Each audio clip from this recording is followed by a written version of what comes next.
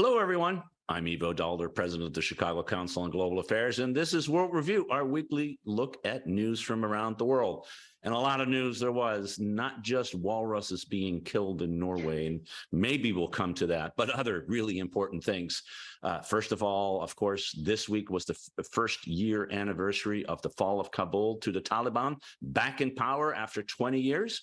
Then we'll take a look at what is happening in Ukraine, a war, the first war in which nuclear power plants seem to be targets or at least potential victims of that war. And finally, a look at Iran, hope in some capitals of a possible deal on the nuclear weapons issues and the nuclear program issues, and we'll see whether that hope is justified. Here to discuss these and all the other issues this week with us is Carla Robbins, who's the senior fellow of the Council on Foreign Relations and a longtime journalist with the Wall Street Journal and the New York Times. Carla, great to have you back. Thanks, Ivo. Great to be here. And Bobby Ghosh, who is an opinion editor at Bloomberg Opinion. Bobby, great to have you back again. Thanks for having me. And Steve Erlanger, who's the chief diplomatic correspondent for the New York Times based in Brussels, Belgium. It's great to have Steve back here with us as well. Let's jump right in, Carla. 1 year this week ago, American airplanes were in a really remarkable scene, trying to take out tens, and in fact did take out tens of thousands of Afghans to lift them to safety out of Afghanistan. We're looking back at that. We're want to know what's happened in Afghanistan in the year that the Taliban is back in power, and also really talk a little bit about a sense of self-reflection, a lot of looking at what happened in that week, in the couple of weeks, but really in the 20 years that preceded it. So Carla, bring us up to date about where the situation is inside the country itself, and what we need to start thinking about as we look to these kinds of situations in the future. So, Ivo, it's just not a happy anniversary. It's according to the World Food Program, more than half the population is facing acute hunger. More than 1 million children are severely malnourished. And while the US and other donors managed to stave off the worst catastrophe last winter, the world's attention has moved on, so it's going to get even worse. The Taliban has reverted to type. They've barred girls over 12 from attending high school and ordered women to cover up in public, or as they said, it'd be even better if you just stayed home. Tens of thousands of Afghans who assisted the US and allied forces are still stuck in the country, despite the tens of thousands they managed to get out. The successful US drone strike earlier this month that took out Osama bin Laden's successor in a very upscale Kabul neighborhood has raised serious questions about how deeply the Taliban, or at least the Interior Ministry, is collaborating with al-Qaeda. And there's no question that the Taliban themselves are under very serious assault by ISIS.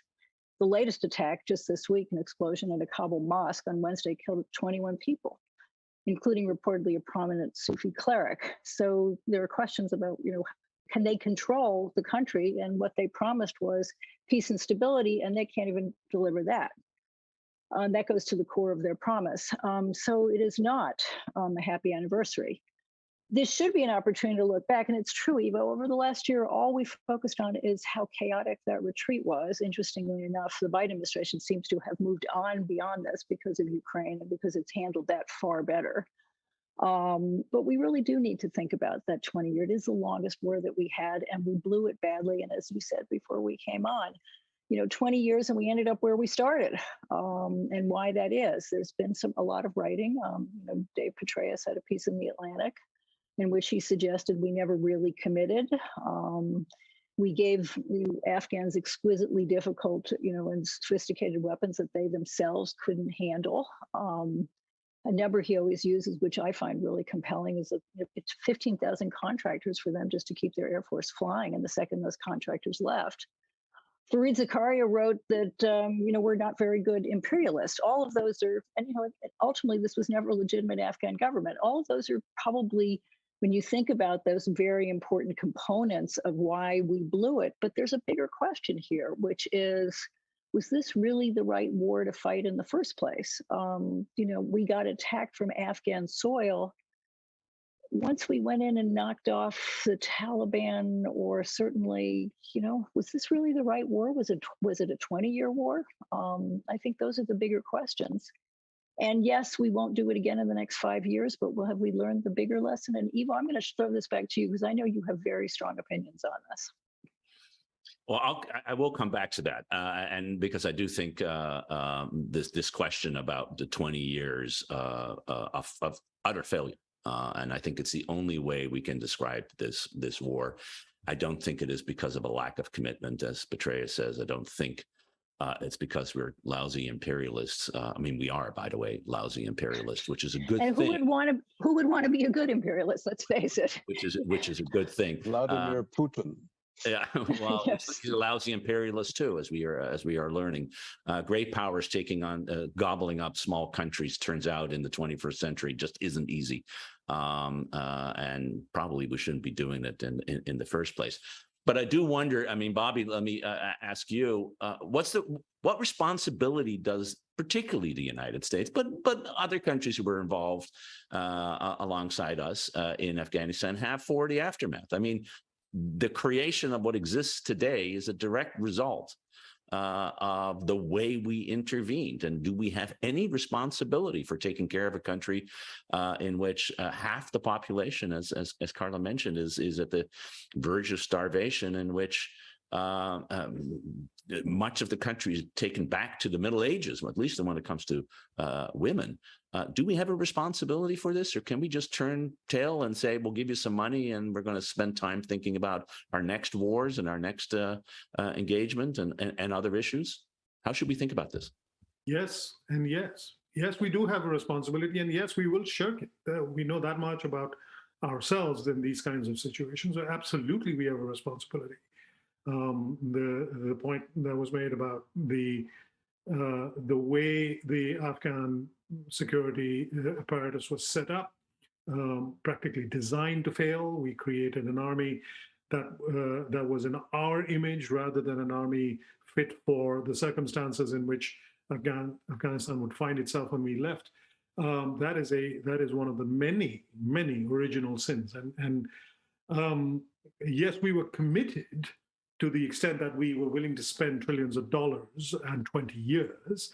But we also committed quite a lot of really appalling mistakes every year of those 20 years. And this is not the benefit of hindsight here. Every year and every time we made those mistakes, there were smart people saying that these are mistakes. There was historical precedent in Afghanistan to show us that those were mistakes. And yet we kept making them over and over again. And now we are wringing our hands about the whole thing as if we could not have seen this coming. Yes, we saw it coming. This was a train that blew its whistle over and over and over as it came down the tunnel. We chose to ignore it. We have responsibility, but I'm pretty sure we'll find a way to try and palm that off, either deny it altogether or try to palm that off to somebody else. Of course, one of those people who saw early that this was going the wrong way is the person who's now in the Oval Office, who was vice president in 2009, was a lone voice around the Situation Room table in the basement of the White House, arguing that the surge that was being proposed by the same folks who had so, quote, successfully, unquote, committed the surge in Iraq, this was going to work. 10 years later, didn't do anything. The idea that we didn't commit enough when we have committed so much, maybe more commitment would have been an even greater disaster. Steve, one, do you agree with Bobby on the responsibility that we have, and if so, how are we supposed to do this? Are we supposed to hand over the money to the legitimate and illegitimate, whatever government Afghanistan has that we have in our bank accounts? Should we provide food assistance in the kind of way that we're providing weapons assistance to the Ukrainians? What steps ought we to be taken in Afghanistan, and also your reflection on looking back at the anniversary of the 20 years? Sure. Well, the first thing I'd say is anyone who knew Biden and thought he was going to stay in Afghanistan wasn't paying attention.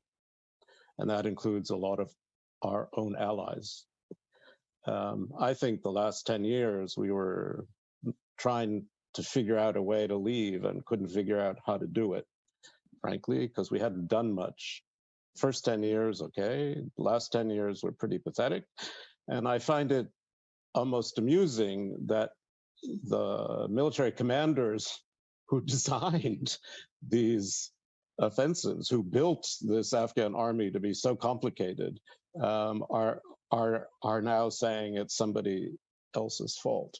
I also think, you know, the hubris of thinking we can remake cultures, people's cultures, I think that's the biggest lesson I hope we draw from this. I mean, I see, in a way, a kind of American decline that began not with Vietnam War so much, but with the Iraq War. And this seemed to me just a continuation of the same mistakes, only multiplied. And I do think we have a responsibility. We do have a responsibility to these people. We do not have problems with giving humanitarian aid. There's a lot of charity going. We're giving money to the United Nations food programs, etc. And in an odd way, since the Taliban pretty much controls the country, these agencies can go places they haven't been able to go before. I do think it is worth using whatever leverage we have to try to do more for, you know, to get the Taliban, which disagrees on women's education, to think again. I think we should use whatever leverage we have. I'm not sure I think it's a great idea to steal $7 billion from them, which is their central bank money. You know, we lost the war, right? So it's just puzzling to me.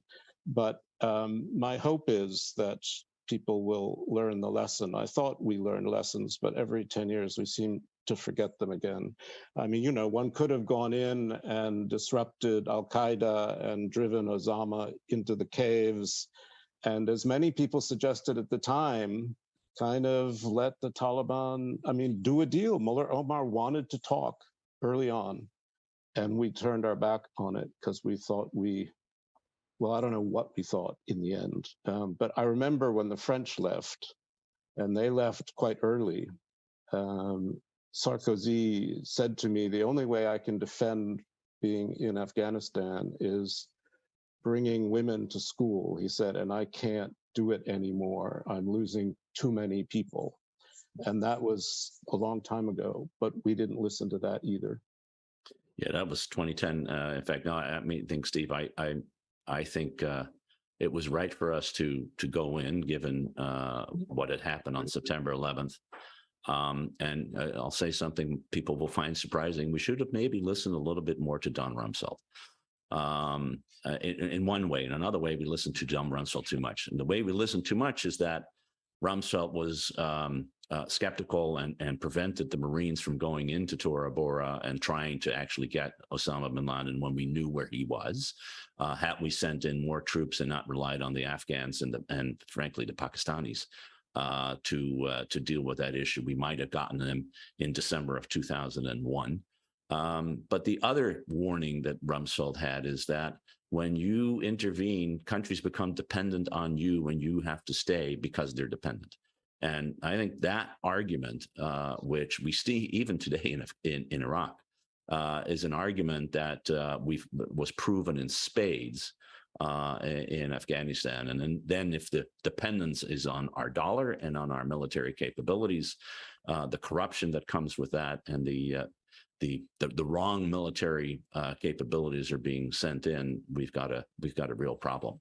And in some ways, I think the real mistakes were made very, very early on. And then we tried for 18, 20 years to get out. We didn't know how. And I hope that's a lesson that future generations will have learned in order to avoid really a disaster for the people of Afghanistan, first and foremost, who we were there to help in one form. this issue doesn't go away, but I do think we should have a serious debate about the issue in the country. And I find, as we will look in the next 2 weeks, we will find lots of commentary about how awful the withdrawal itself was, which it was. But we would have never had a withdrawal if we had handled the situation in a way that didn't make us lose the war in the first place. Let's move on from that. You guys asked me to give me my view, and here's my view. So I put it on there. So it's a sad place out there. Let's move to another really potential disaster, Steve. 6 nuclear power plants that the Russians early on occupied in the war in Ukraine, and have now put military capabilities all over the place. And are firing artillery rockets across the Dnieper River. There is a very serious worry in the international community in Ukraine. God knows whether it is in Moscow too, that something truly horrendous may occur hopefully, if it occurs as an accident. But we're playing literally with nuclear fire here, Steve. It's an issue that's really bubbling up in the last few weeks, and the UN Secretary General addressed it yesterday when he was in Lviv. What's going on here, and how do we get out of this? Well, the only other thing I would say is I think Vladimir Putin watched us leave Afghanistan, and it was one of the factors that played into going into Ukraine. What we're talking about is the big nuclear power plants at Zaporizhzhia, which is held by the Russian military. It's on the Dnipro, and there's been a lot of information warfare back and forth too. I mean, much as there've been over grain, because part of the war is information. It's who's to blame for this and that. And it is true that what the situation at Zaporizhzhia is getting worse, because people have been talking ever since June about getting the International Atomic Energy Agency in there. The Russian troops are monitoring the Ukrainian workers. They're almost keeping them hostage. It's a very difficult way to work. The shelling is intermittent. The worry is less that a shell will hit one of the big containment structures, because those are built to withstand an airline crashing into them. Rather, the worry is that the Russians will take it off the Ukrainian electricity grid to steal the electricity and send it to Crimea. And they need the electricity to keep the cooling system going. And as long as I can do that, I think the place is basically okay. But the worry is, if there's a failure of electricity, if by a shell or by some other reason, then they're down to diesel generators. And if those, for some reason, don't work very well, then we risk a meltdown. Now, they had taken it, as you remember, Russia had taken early in the war, had taken the power plant around Chernobyl as well.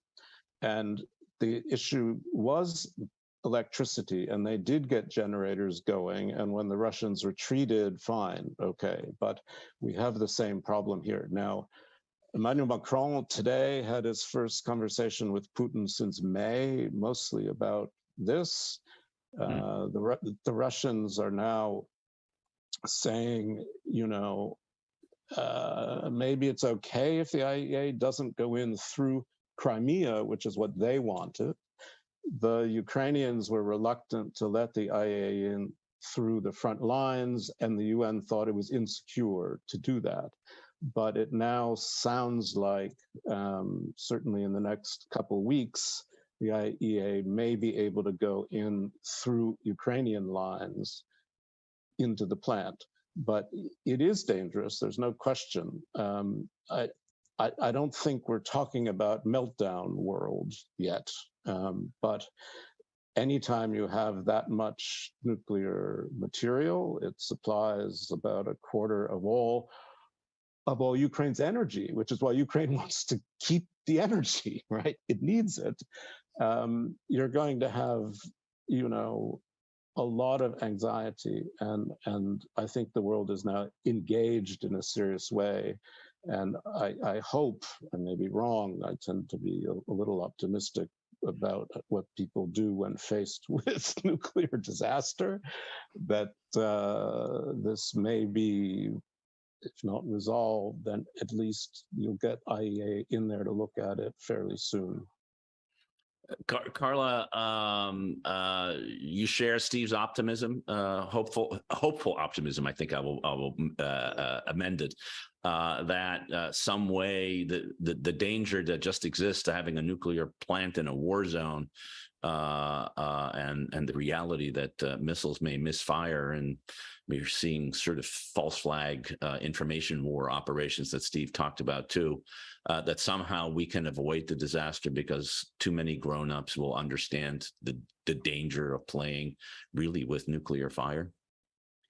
The analogy that people keep talking about is not Chernobyl, but Fukushima, which is the going offline. And yes, it wouldn't irradiate all of Europe, but it would irradiate, a lot of people in Ukraine. And one hopes that, some grown-ups will figure out that they need to avoid that. The Russians finally came up with agreed to a deal on grain under months and months and months of international pressure. And maybe, enough international pressure will get them to go along with something to secure this. But the potential for an error when you've got all those shells flying around is pretty high. And it took a long time to get this grain deal. And even now, it's sort of limping along. That's so, yes, I want to share Steve's optimism that enough international pressure will get the IAEA in there. But what it won't do is create a demilitarized zone around the plant. And that's really what you need to avoid the error, the potential for a shell just going off, and hitting something and taking the plant offline. And then you have Fukushima, and that's the thing I worry about. I mean, the other part of that, Bobby, of course, is there are spent fuel ponds and places that are not as well protected as the actual reactor cores, and a shell might in fact lead to radiation leakage there as well. Perhaps not as big as Chernobyl was, or even Fukushima, but nevertheless deeply worrying, particularly if it comes into the air as well. You're muted, Bobby. Yeah, and not just that. Remember, the plant is very close to the Dnieper River, which means those waters will flow downstream. That represents another risk. I think those spent fuel rods, although the risk of spreading all over Europe is lower, that's where the greatest danger lies at the moment. It's not hard to see what Putin will want from any negotiation. Essentially, he's going to want. He's presenting Ukraine and the rest of the world with a fait accompli. I have this plant. You have to give me this plant. Stop shelling the plant. Leave the plant in my hands. They will create this. This narrative that, well, we are not taking this electricity for Russia or the mainland Russia, but just Crimea and some of the Donetsk areas. And so, this is not as egregious a crime as you think it might be. That would be the narrative. And that would be, you tell the Ukrainians to stop trying to take the plant back. And the Ukrainians are trying to take the plant back, not just because, as you say, it produces, as Steve said, it produces 2/3 or 2/5, I forget, of Ukraine's power supply, but also because there are thousands of Ukrainian engineers in that plant. That plant is managed by Ukrainians. And when it was taken, it had at peak, it had 11,000 Ukrainians working there. Those people are hostages, and they're being held hostage by the Russians. So Ukrainians want to not unreasonably rescue them as well. So that my fear is that after this flurry of phone calls and maybe an IAEA visit, if that happens, the upshot of it is that we will present the Ukrainians with a fait accompli and say, you've got to leave that plant in Russian hands. We'll try to find other ways to get you some power, but forget that plant. That, you know, and that's not a position that the Ukrainians can easily swallow. That's not something that Zelensky can simply sign off on and say, you know, the greater good is served and so on and so forth. That's what it's already happening, Bobby, in some way, in the sense that part of the electricity has already been diverted out to Crimea and to the east. Some of it, in fact, connected to the Russian grid, back to the Russian grid in order to provide electricity to Russia itself. And so I think, Bobby, I mean, what is it? 9/10 of possession is 9/10 of the law. Well, the Putin possesses it, and the more there is the pressure to solve this issue, the more leverage it seems to me that Putin has to get what he wants, which is to take this plant and keep it for himself, as you suggest, Bobby. It's a hard issue to resolve. I mean, Steve, if the IAEA were to in fact go in there, they can check that it's safe. That's good. That's excellent. But it can't do anything else. I mean, I mean this, right? Yes, yeah. I mean, this is precisely right. But right now, I think the real worry is to make sure it's working, it's safe, that it's being maintained. I mean, that's really important too, right? Yeah.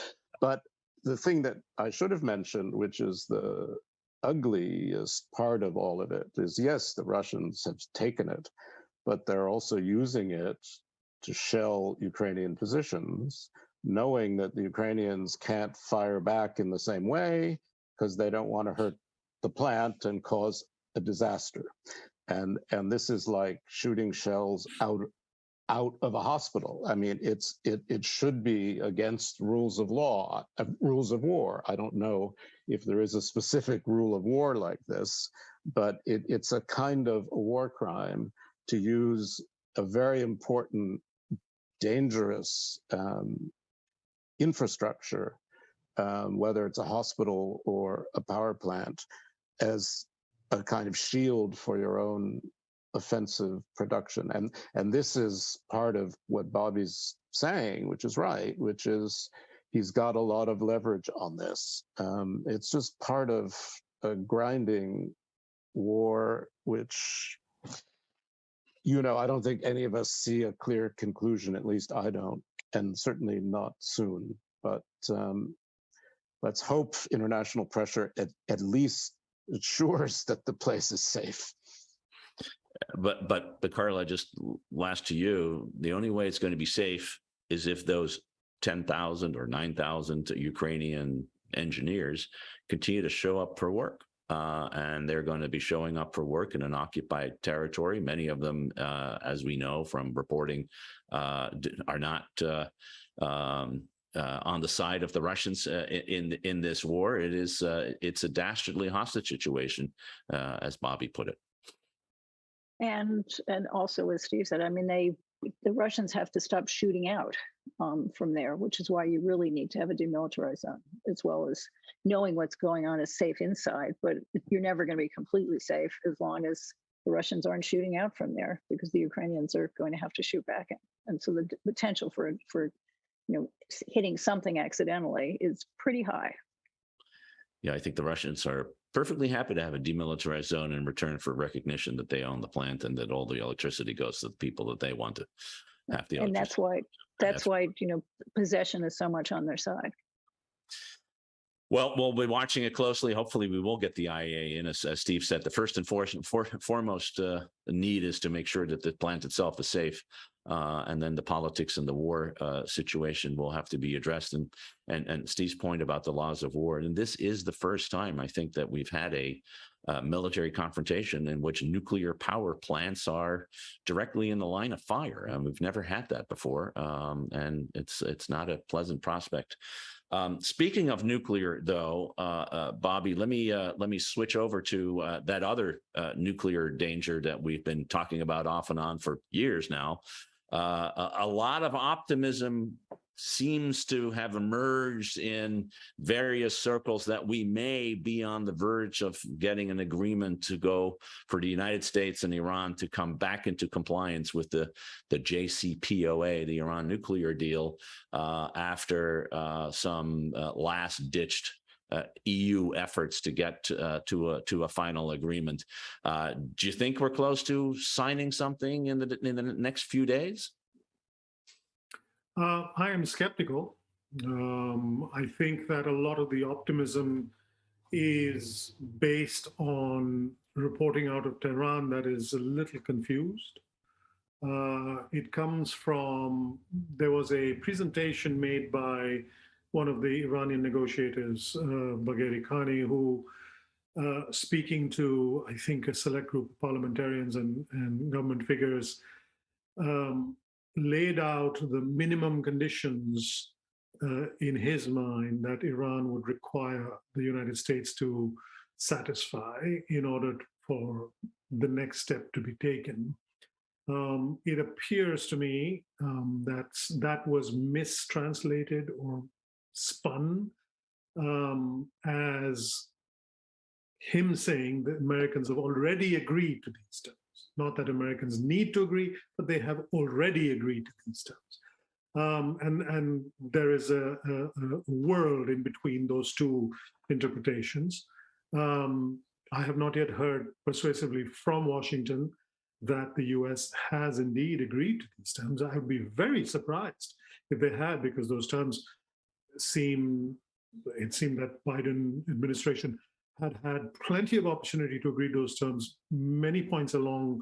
Bobby, explain what the term, the particular. Well, there are several terms, but basically an agreement that the IRGC, which is Iran's sort of primary security instrument, the discussion about taking them off the terrorist list will be postponed, but will be taken up in a separate discussion, but that eventually the Biden administration will follow through and take the IRGC off, that some monies will immediately be released, that a certain amount of, I think 50 million barrels of oil will be allowed to be sold by the Iranians. Those are some of the headline items. There are a few others. But these are terms that have been on the table for a very long time. The Biden administration has kept saying no. I can't imagine why they would have turned around, particularly right now. In a week, in a 10-day period when it's turned out that the Iranians have been trying to kill John Bolton, Mike Pompeo, and that there may be an IRGC connection to the attack on Salman Rushdie in New York. At this particular moment, I can't see why the Biden administration would suddenly turn around and say, "Oh, all those things we've been saying no to." Yes.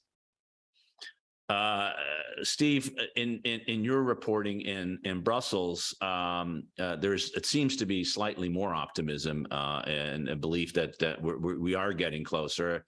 How are they addressing the issues that Bobby is addressing in terms of the Iranian demands to, frankly, renegotiate a text that was finished, final, and not to be renegotiated, and the sense of where the U.S. is on this?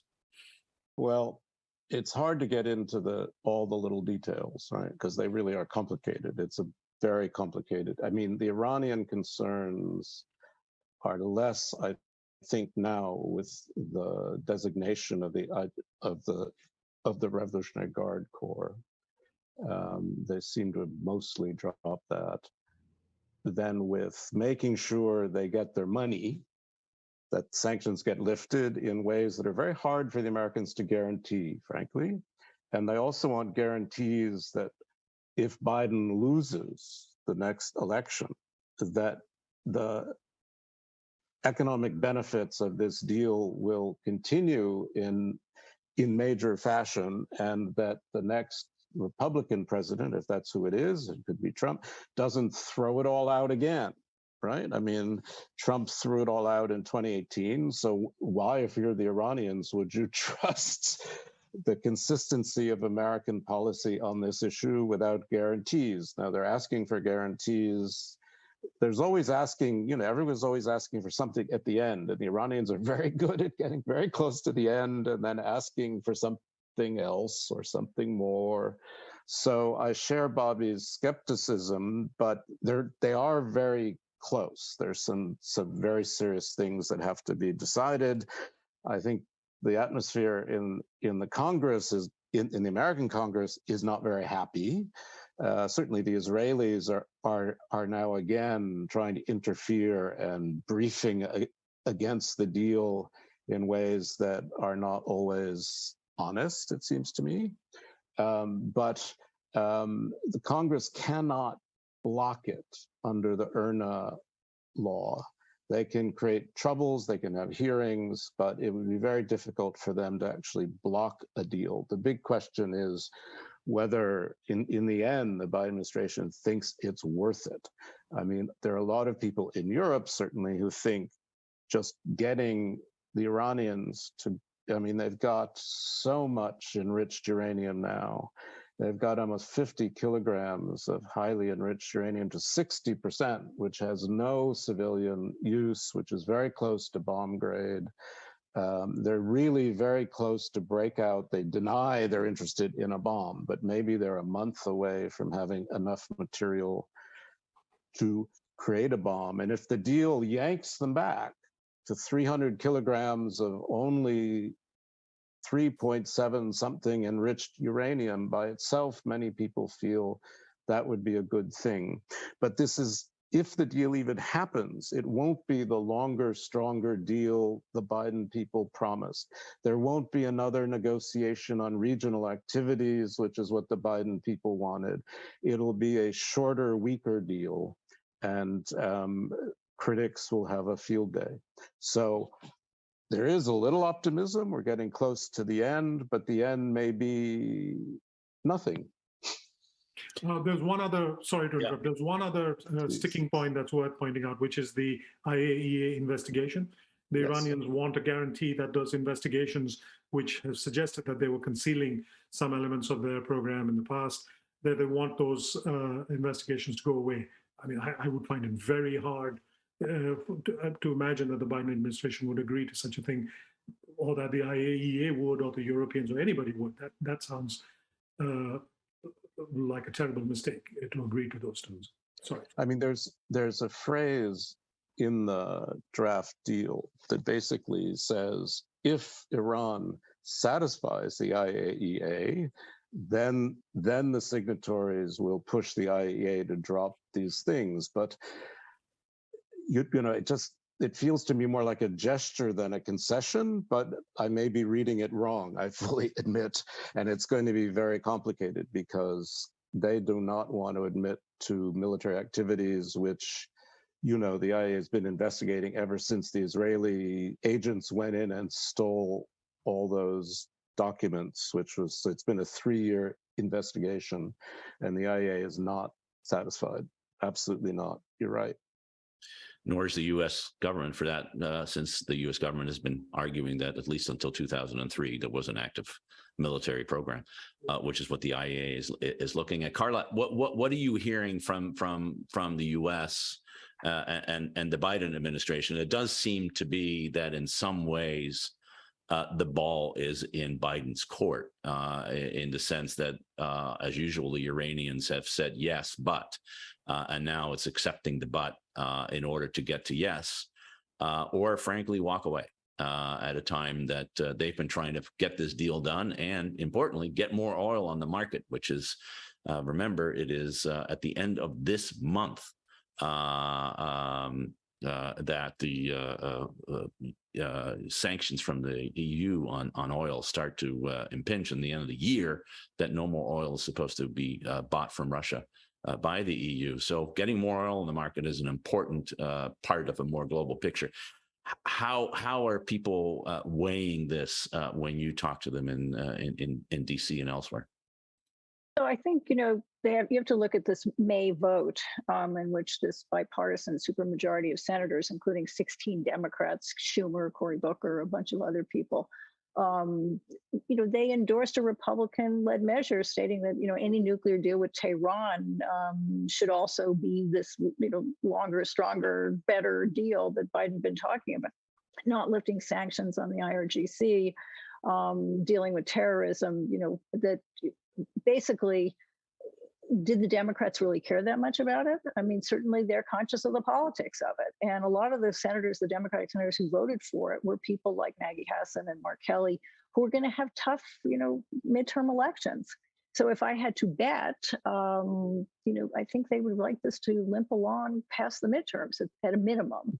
Yes, under the Inara law, they can, filibuster their way out of getting it blocked. Obama decided that it wasn't a treaty, and they cut a deal that the legislation was, in a situation in which, as long as they had enough Democrats to block a vote on it, or ultimately a veto, that it couldn't get blocked on the Hill. But the politics of it are pretty sensitive. Will there be, people campaigning Afghanistan disaster, Iran a disaster anyway? You're still talking to the Iranians, even if there isn't a deal. They're going to get that. But clearly people like Maggie Hassan and Mark Kelly found it worrisome enough. And clearly they got some sort of a pass from the White House to vote that way. So if they can limp along through the midterms, I think they probably prefer it. That said, they've been negotiating pretty seriously. I haven't heard that much, Ivo, maybe you have, that they're looking at this in terms of the oil. I mean, they made enough compromises when they went to Saudi Arabia, but maybe I'm wrong. Maybe I'm not hearing correctly. Well, they make compromises in Saudi Arabia, and the total increase was 100,000 barrels. And I think, if I'm right, it's at least 1 million, if not 1.5 million barrels that the Iranians will be able to pump into in addition to what they are already selling. So that's a big deal. But the psychological impact of, look at how much gas prices have come down since then. Well, that's true. But the administration is very, very worried about the impact of the oil ban that the EU has implemented, and particularly the insurance ban. It looks like that ban will prevent any ship or any bank that has loaned money for any ship to ship Russian oil. And if you can't ship Russian oil and you don't let it go through the pipelines into Europe, you're going to take a lot of oil off market. And if that comes in the winter, as it would, then that increases the pressure on prices not only in Europe, but also in the United States and globally. I think that's their concern, which is why they're working on a variety of measures to try to limit the impact of the European sanctions, which they didn't support. Particularly the insurance sanctions are problematical. It's a very complicated issue, but I agree with you that the politics, and I think the politics, we are all saying the politics makes it very unlikely that Biden will give in to what the Iranians want, and it's not even clear he can. You cannot ensure the next government is going to hold up this agreement. There's nothing you can do. It's a demand that the Iranians make, knowing fully well that no American president, no democratic country can such a promise be made, which has always led me to think that this is merely a stalling tactic, that this is not a serious demand. Now there's some talk that, okay, as long as the sanctions are lifted for the 2.5-year period while Biden is still, well, it'll take that much time for the actual unclogging of all the system is badly gummed up because of the sanctions. It'll take that long for the sanctions to be lifted in any practical terms. So, no, I think it's one of those red herrings. No, there's just one other obvious point to make, which is one reason why no one wants it to actually fail. Because if it does actually fail, then countries, not just the United States, but Israel, are confronted with the choice of what to do about it. And nobody really wants to face that choice. So, and the Iranians don't want to face that choice. They don't want to get bombed, and the Russians don't want the Iranians to be bombed either. And so it is very likely, even if it doesn't work, that no one's going to pull the plug, so to speak. Which is why we're going to be talking about this, 6 months from now. Well, actually, so it may serve everybody's purpose to continue to talking about a deal that no one is ever going to sign. that may well be the case, because it avoids having to face the hard questions that nobody really wants to face. And if so, then I know that next week or any other week, we will be talking about this again in the future. In the meantime, I want to thank Carla Robbins, Bobby Ghosh, and Steve Erlanger for another, unfortunately, very depressing, but I think insightful discussion about the news of the week. And I want to thank everybody for tuning in, watching us or listening to us wherever you are. And in the meantime, until next week, we'll be back with another edition of World Review. Until then, bon weekend.